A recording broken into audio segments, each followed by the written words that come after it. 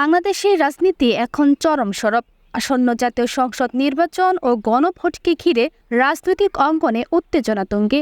ঠিক একই সময়ে বিএনপির পক্ষ থেকে এসেছে নতুন এক দাবি, গণভোট আর নির্বাচন ফেব্রুয়ারিতে একই দিনে হতে হবে। এ বক্তব্য দিয়েছেন দলের মহাসচিব মির্জা ফখরুল ইসলাম আলমগীর।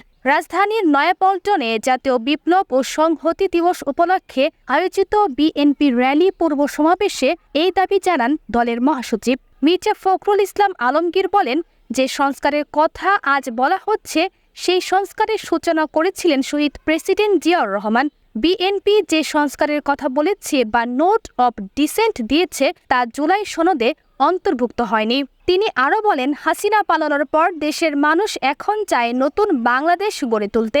কিন্তু যদি রাজনৈতিক দলগুলো আবারও আলোচনায় বসে, তাহলে এতদিন ধরে যে ঐক্যমত কমিশন আলোচনা করেছে তার মানে কি?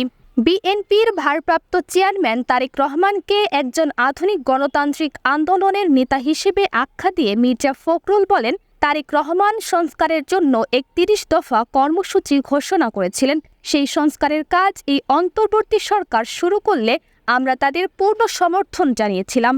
তিনি দাবি করেন, প্রায় ১ বছর ধরে এই সংস্কারের সড়ক তৈরির কাজ চালিয়ে গেছে অন্তর্বর্তী সরকার এবং গত ১৭ অক্টোবর সব রাজনৈতিক দল একমত হয়। যেসব বিষয়ে ঐক্যমত হয়েছে সেগুলোতে সবাই স্বাক্ষর করেছে। তবে এখানেই শেষ নয়। মির্জা ফখরুল অভিযোগ করেন, আমরা যেগুলো গ্রহণ করিনি তা কনফারেন্সে স্পষ্টভাবে জানিয়েছি, অথচ হঠাৎ করে উপদেষ্টা কাউন্সিলের একজন সদস্য প্রেস কনফারেন্স করে ঘোষণা দিলেন রাজনৈতিক দলগুলোকে ৭ দিন সময় দেওয়া হবে নিজেদের সিদ্ধান্ত নিতে।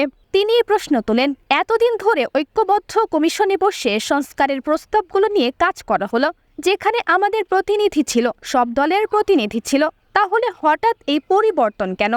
অসংখ্য টাকা খরচ করে কাজ করা হলো, অথচ রাজনৈতিক দলগুলোর সমস্যার সমাধানই হলো না। বিএনপির এই অবস্থান এখন নতুন করে রাজনৈতিক অঙ্গনে আলোচনার জন্ম দিয়েছে। ফেব্রুয়ারিতে একসাথে গণভোট ও জাতীয় নির্বাচন আয়োজনের দাবি নতুন করে চাপ বাড়াবে রাজনৈতিক মহলে। এখন প্রশ্ন একটাই, সরকার কি এই দাবি মানবে নাকি সামনে আরও উত্তপ্ত হবে রাজনৈতিক মঞ্চ? তামান্না আক্তার মীরা, আগামী সকাল নিউজ, ঢাকা।